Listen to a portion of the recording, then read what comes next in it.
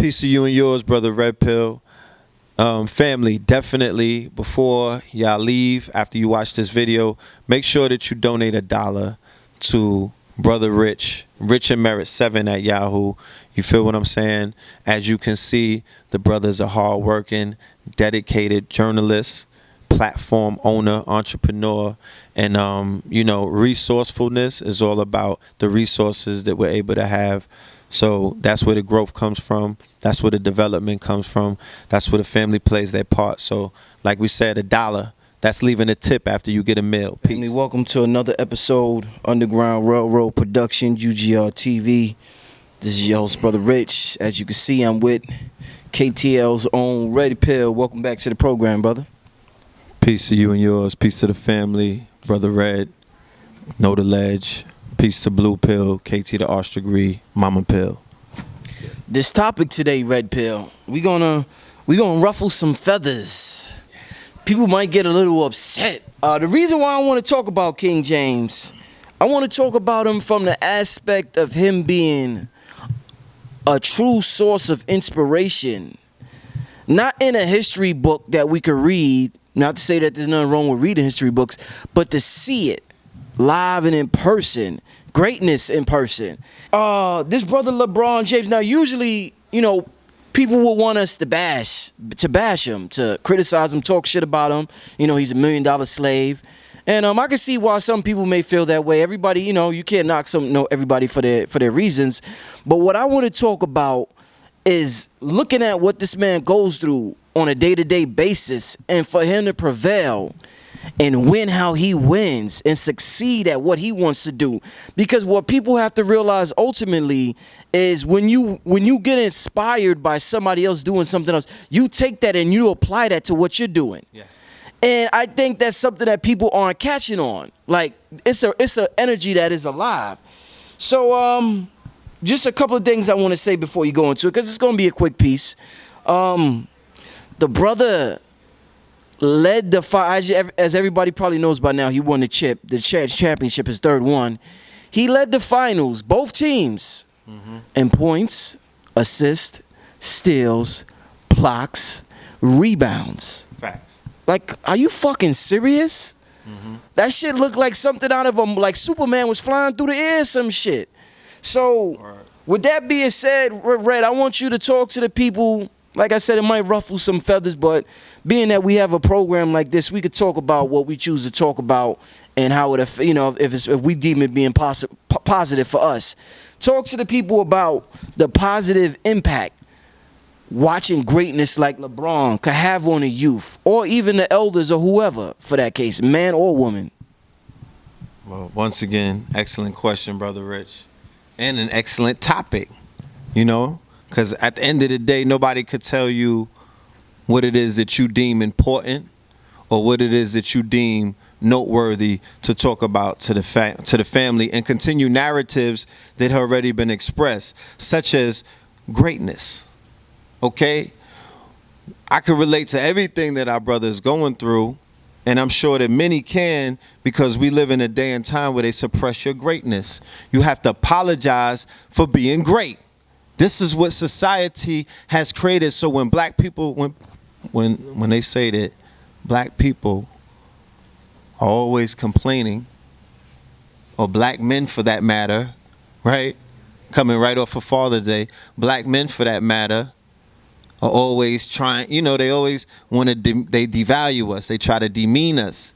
You have to apologize for your greatness. And if you complain that people are blocking your greatness, and if you complain about the fact that people are always trying to slander, always trying to put rumors on you, always trying to devalue and talk down to you, make you a minority, make you a nigga, a boy, you dig what I'm saying? A worker, all of these subservient positions that they see us as a people, but definitely as black men. And this is what society attempts to do. It attempts to block our greatness. So what LeBron has done is he's achieved by being the most hard. He did a feat that no one was able to do in 50 plus years. He took it to an extreme. He said, if I'm going to be one of the greatest, I have to achieve and attempt and do great things, not speak great things, not think great things.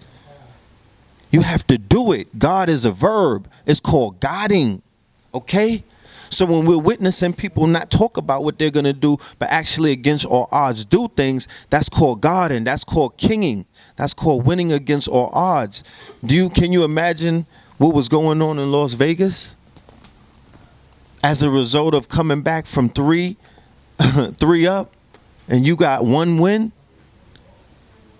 And if any time that the opposing team was to take a L, it's a wrap for you. But you come back and you take the chip. So when I seen the ferocity in which he was playing, I was like, yeah, he's coming for that crown. And the fact that people beat him down, the fact that people turned their backs on him, the fact that people were so wishy-washy, finicky, the finicky nature kind. That's what you find in our people. No loyalty, so they're never loyal to you. You dig what I'm saying? The media sways the perception of the public. So if they tell you that, oh, we're mad at Lebron, now everybody mad at Lebron. Now the fuck Bron songs come out. You dig what I'm saying? When they say that he's a crybaby, everybody goes along with it, and they participate in this sorcery. They participate in the act of, you know what I'm saying, sending hateful energy and all kind of negative energy towards the brother. But what does that do? When to spot a champion, remember, it takes pressure in the gym in order to become the strongest.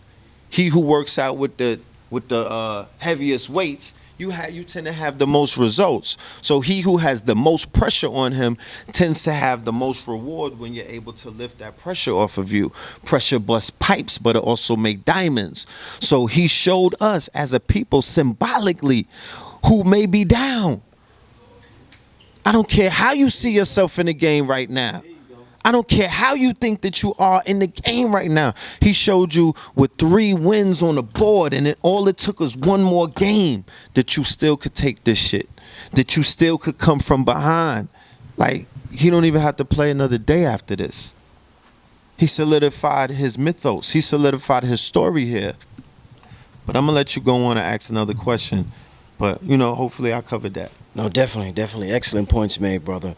What is it about LeBron and athletes like him that display greatness? They have a certain work ethic. Like if you watch him or Kobe or Steph Curry, they have this amazing work ethic. And I'm thinking to myself, all right, now they're getting heavily criticized by the masses for being $1 million slaves, whatever. But their work ethic appears to be way better than the masses' work ethic. Otherwise, we wouldn't be in it. It's a winning formula. It's impossible to fail with that work ethic. Impossible. Scientifically impossible. So what I'm saying is, while the masses are criticizing LeBron, why is it that he's able to have this, I work out damn near 7 hours a day work ethic? It seems as though the masses of our people don't have that mentality when it comes to fulfilling their dreams or their desires or whatever. So I guess how can we tap into that energy? Because there's something he has that we need in order to get where we gotta get. So how can we tap into that, Red Pill?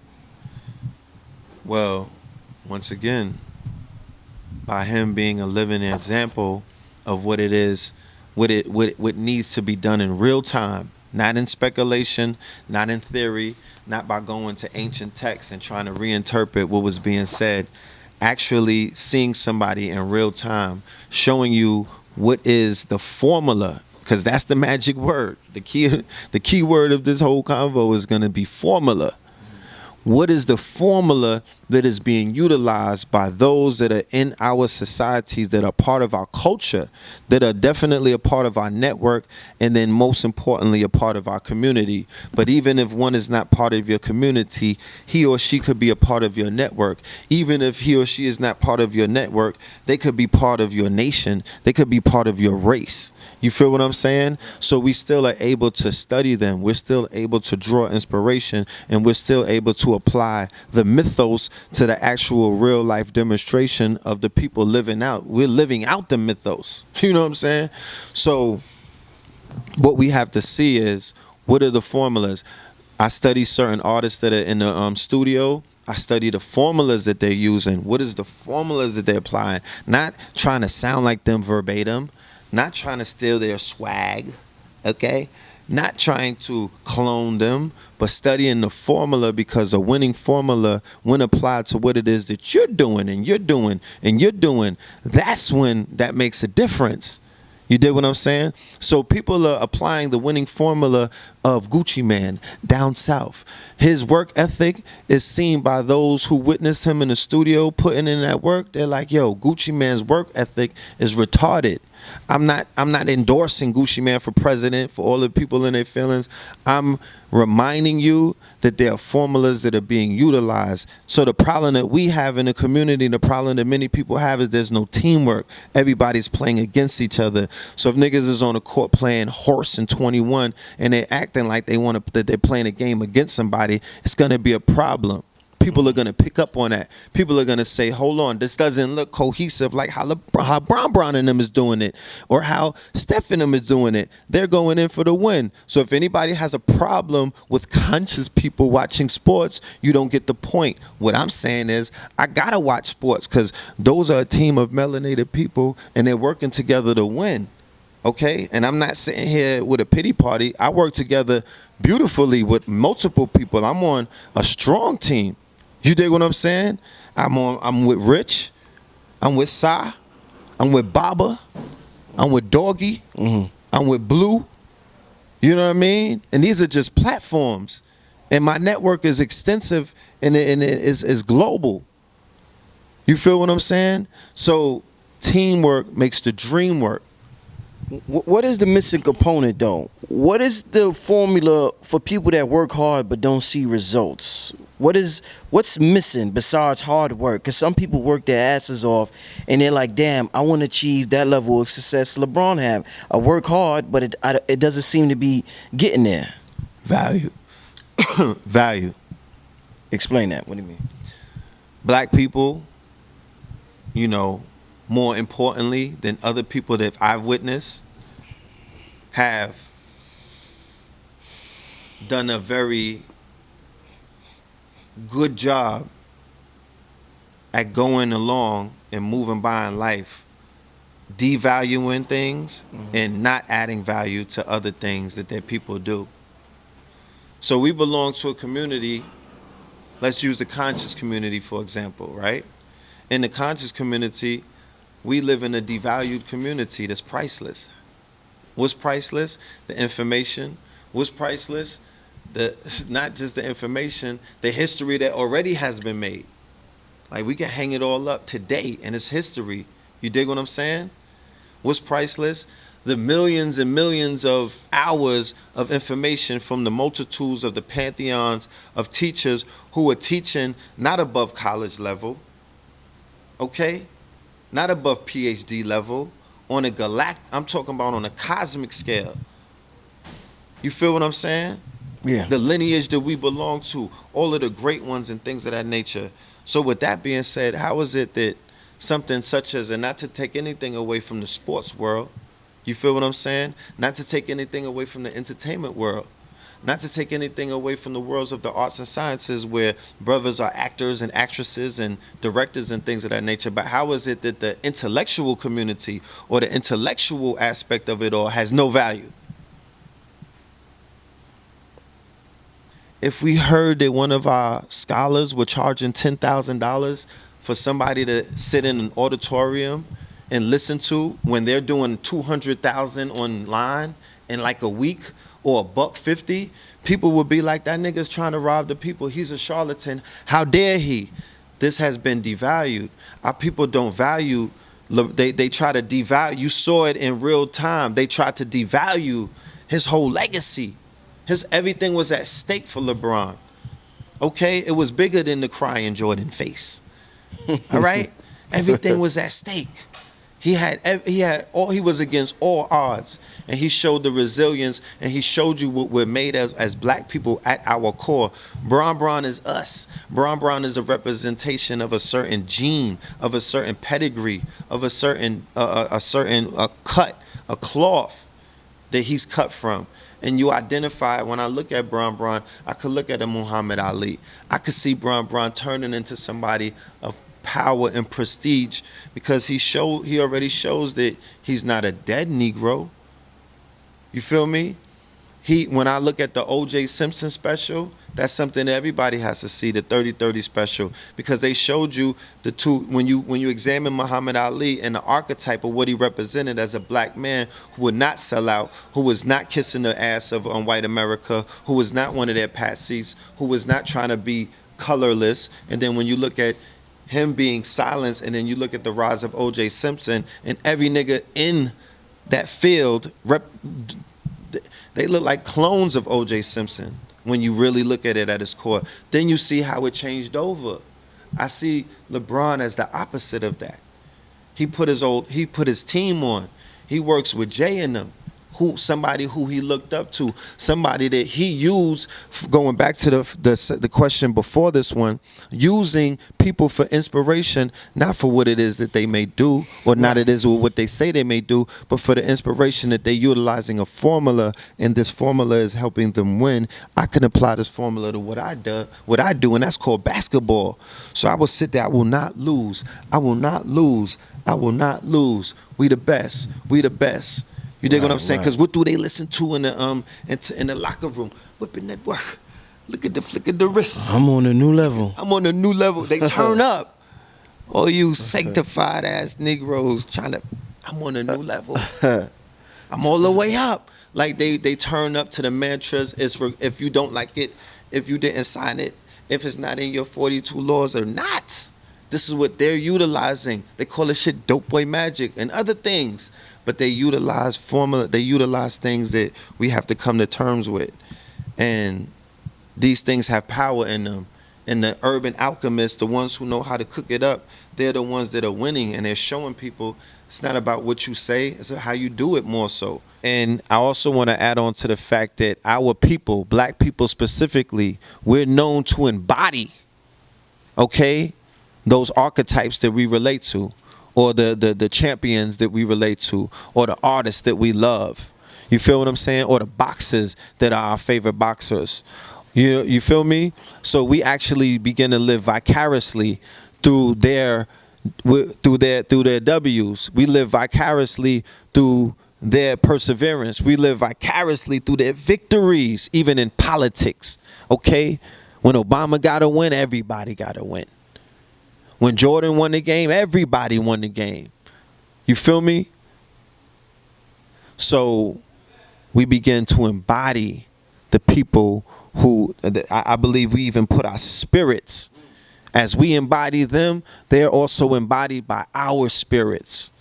Because there's no time restraints or no distance restraints from the spirit realm. So people are sending you their spiritual energy. That's why when there's this, you know, when there's a loss, a devastating loss, you know, there's a loss of energy as well.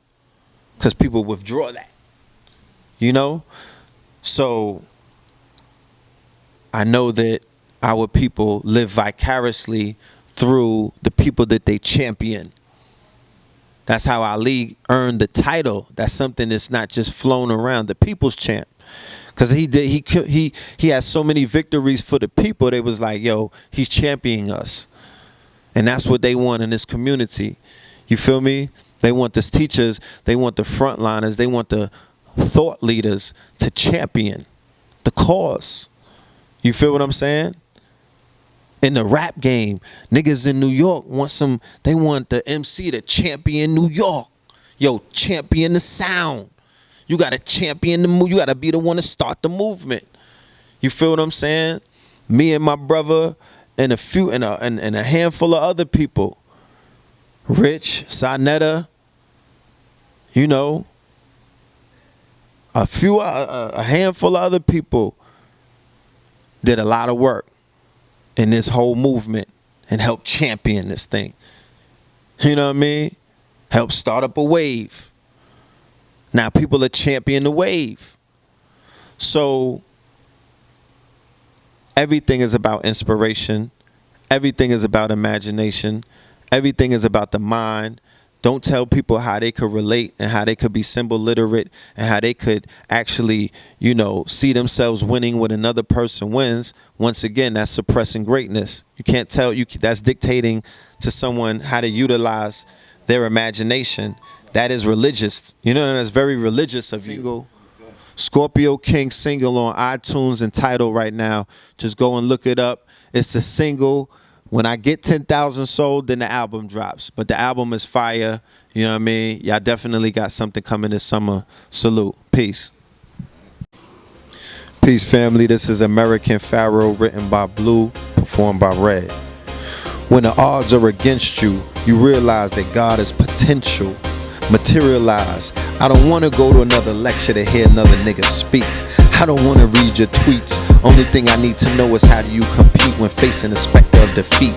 Is your response elite, like how Lebron competes? Will you tap into your greatness? Will you sacrifice your physique like MJ did in Game 6? Will you show up and carry the team on your back if your team catch a flat?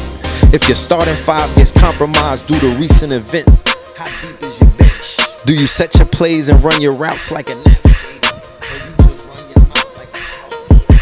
Can you summon the beast that's within? Can you summon the beast that's within on a moment's notice to do battle with these Roman soldiers like a gladiator? Championships are won on court. Excuses are useless. Those are fancy attempts to run from the court and buy time. There should only be coaches on the sideline. The sport is active, not passive. Spectators play the bleachers. The best players make the MVP list. Only at the end of the season should you be making speeches. Until then, remain speechless and compete with uniqueness. Competitors are looking to exploit your weakness. Remember, no games are won without defense. So how do you respond under pressure? There's a spawn of a nature. Anything else is children of a lesser. Most these dudes dream casting, but you a dream catcher. If you the team captain, do you make your team better? Are you a cream getter? Can you move the weight? That say it's not what you can do, but it's what you can duplicate. So fuck you if you screw your face, cause we use the hate to fuel the race. We don't just shine, we illuminate. For your kind, we keep the raid to fumigate. This is the Lebron Manifesto, courtesy of Blue the Great. When the odds are against you, you realize that God is potential materialize. Peace. Peace, family. This brother Rich from UGR, urging all my viewers and subscribers to help support the channel by donating just $1 to the UGR PayPal account. We appreciate the viewership and support, and we understand the power of $1. If you benefit in any way, shape, or form, we ask that you donate $1, whether it be monthly, bi-monthly, quarterly, or yearly, so that we can build our brand to compete with the NBCs, the MTVs, and the Foxes of the world. I figured since Kanye could ask Mark Zuckerberg for $1 billion, I could ask my subscribers to donate $1 so I could make the best possible content possible. The main objective of this channel is to inspire you to become the greatest version of yourself. So hopefully throughout the years of you watching this program, you have been inspired to become the greatest version of yourself. If you would like to donate, you could go to www.paypal.com and send a donation to richandmerit7@yahoo.com. Thank you and enjoy the rest of your program.